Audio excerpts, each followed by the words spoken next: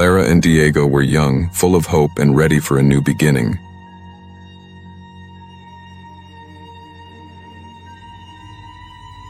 After leaving the city, they found an old house in the countryside, secluded, charming, and perfect for a fresh start.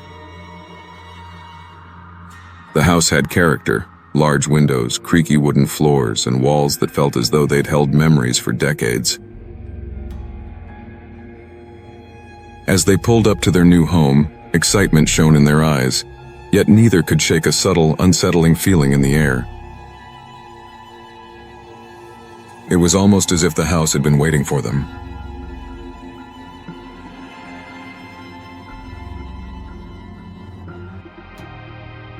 They spent the first day unloading boxes, arranging furniture, and talking about the future they were about to build together. Diego was thrilled, making plans for repairs and upgrades.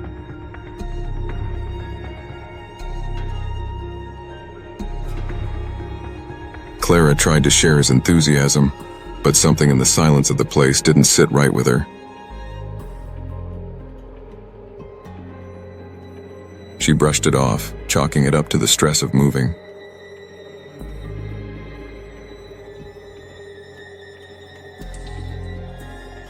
But that night, as they settled down for their first dinner in the house, they experienced the first hint of what awaited them.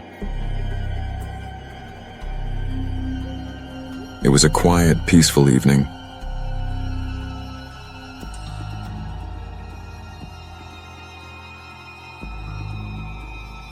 The night outside was dark and still, and their laughter echoed softly in the empty house.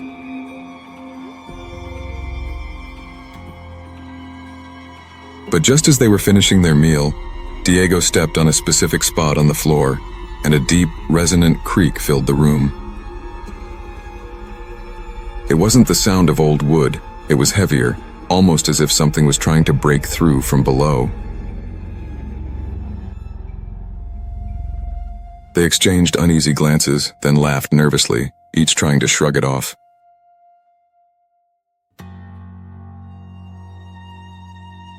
"Just the floor settling," Diego said, trying to sound casual.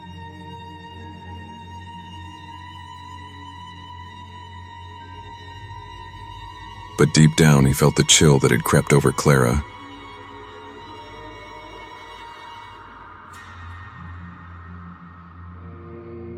The first few nights in the house passed quietly enough.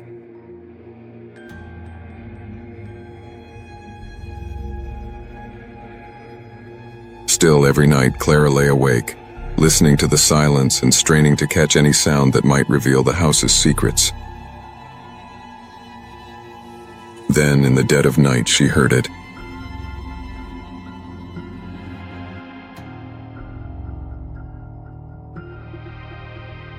It was faint, almost imperceptible, but distinct, a scratching noise, soft and slow, coming from the living room.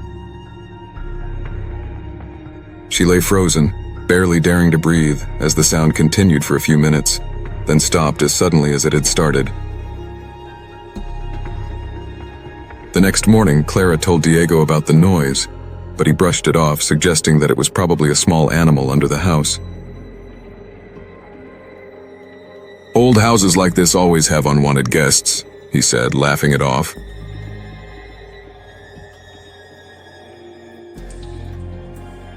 But Clara wasn't convinced.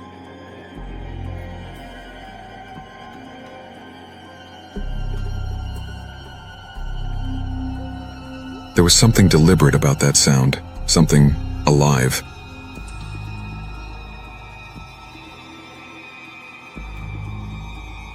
A few days later, while cleaning up the attic, Clara discovered a faint mark scratched into one of the walls. It was an odd symbol, faded and almost hidden by layers of dust.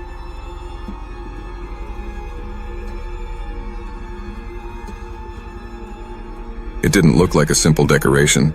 It looked like a seal, or some kind of marking meant to contain something. She called Diego to show him, but he dismissed it as just an old, forgotten piece of the house's history.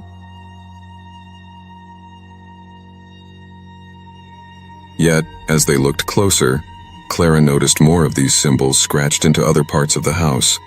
The baseboards, door frames, even on some of the furniture. Each symbol was slightly different, yet they all seemed connected, as though someone had tried to protect the house from something. That night, Clara tried to tell Diego again about her growing unease.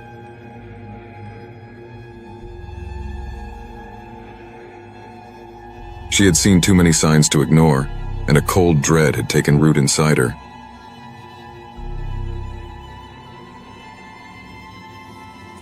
But Diego only laughed it off, reassuring her that she was letting her imagination run wild.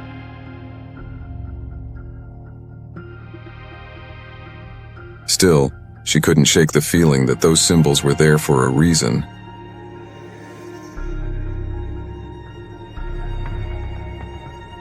In the nights that followed, the noises under the floor grew louder.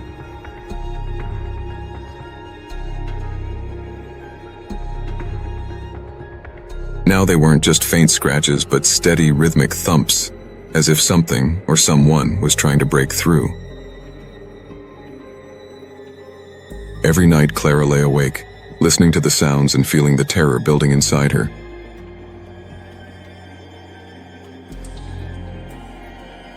Diego too was growing unsettled, but he tried to downplay it, assuring Clara that the house was just settling. But deep down, he knew that wasn't the case.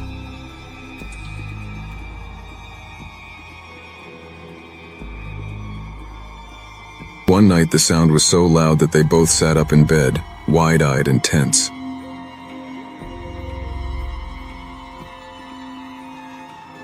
The floorboards seemed to shake with the force of the sound.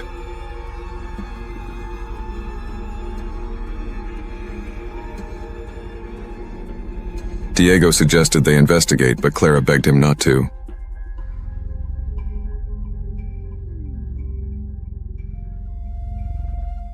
She didn't want to know what was under there.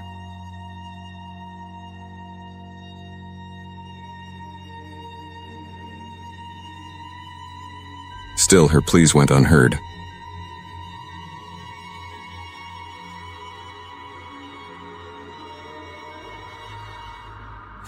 The next day, they decided to search the basement for any sign of what could be causing the noise.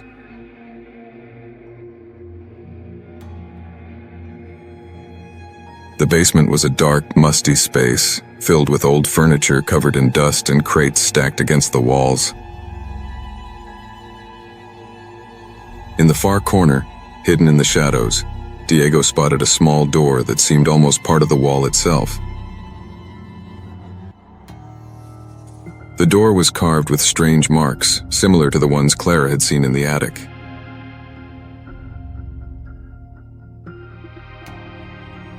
Curiosity got the best of them, and they opened the door to find a tiny room, no larger than a closet.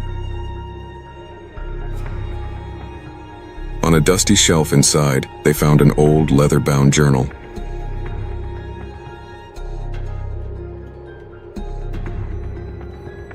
Clara opened the journal and began reading aloud.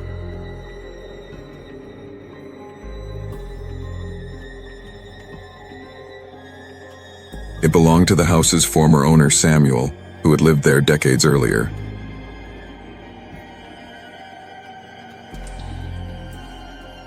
As she read, her voice trembled.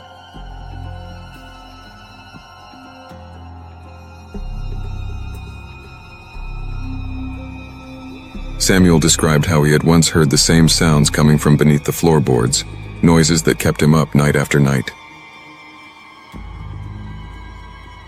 Desperation and fear filled his entries as he wrote about a malevolent presence he believed was trying to escape. He described how he had used symbols to seal the floor, trapping whatever it was that lived beneath. In the final pages, Samuel's handwriting grew frantic, his words desperate.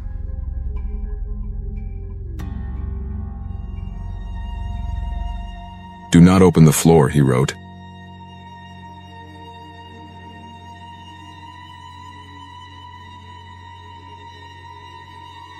It whispers, promises things, but it is pure evil.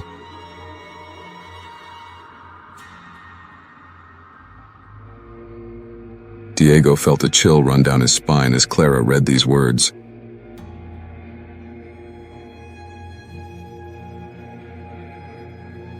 But even as they absorbed Samuel's warnings, Diego's curiosity began to grow.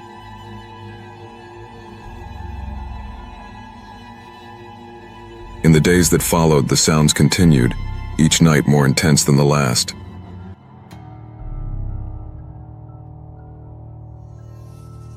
And now there was something else, a faint whispering, just audible beneath the thudding.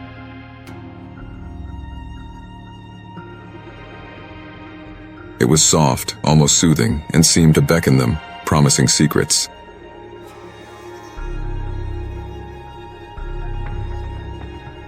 Diego became obsessed with the idea of finding out what lay beneath the floor.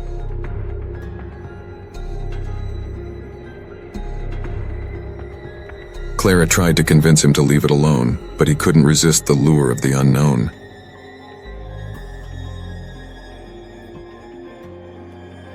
One night, Diego finally gave in to his curiosity.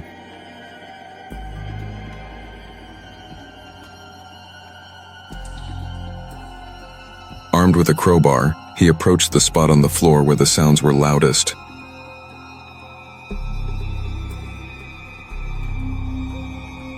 Clara watched him, her face pale with fear, pleading with him to stop.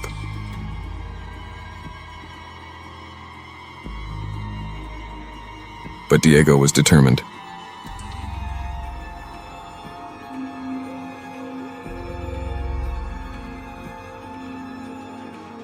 He wedged the crowbar under the floorboard and pried it up.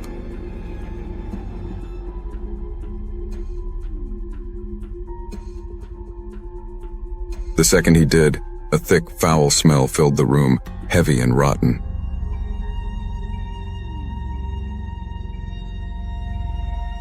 Clara gagged, stepping back, but Diego leaned closer, drawn to the darkness below. The opening revealed a deep, impenetrable blackness, colder than anything they had ever felt.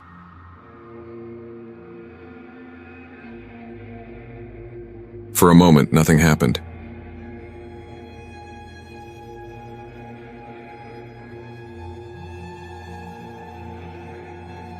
Then from within the shadows, a soft whisper began, a voice calling Diego's name, promising him answers, drawing him closer.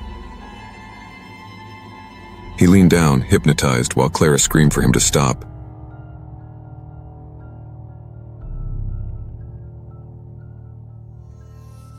Suddenly, a skeletal, clawed hand shot out from the darkness, gripping Diego's arm with an iron hold.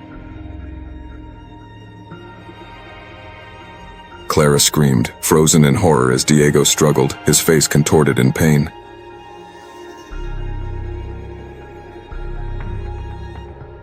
He tried to pull away, but the creature's grip only tightened.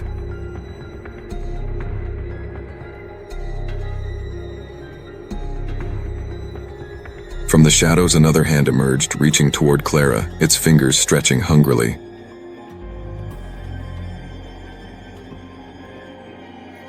She turned and ran, her instincts screaming at her to escape.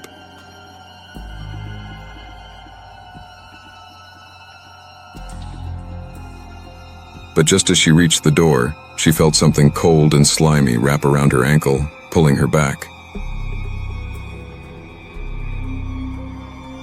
Her screams echoed through the house, then faded, swallowed by the darkness.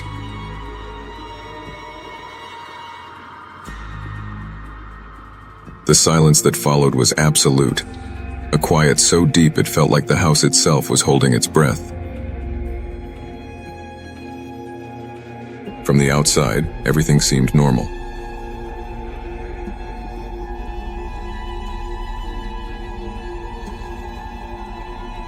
The house stood undisturbed, bathed in moonlight.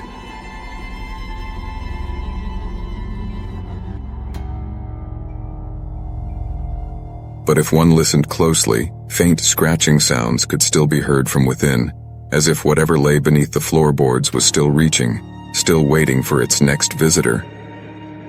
Leave your comment and subscribe to the channel. Enjoy and see other stories on the channel. See you in the next story, if you dare.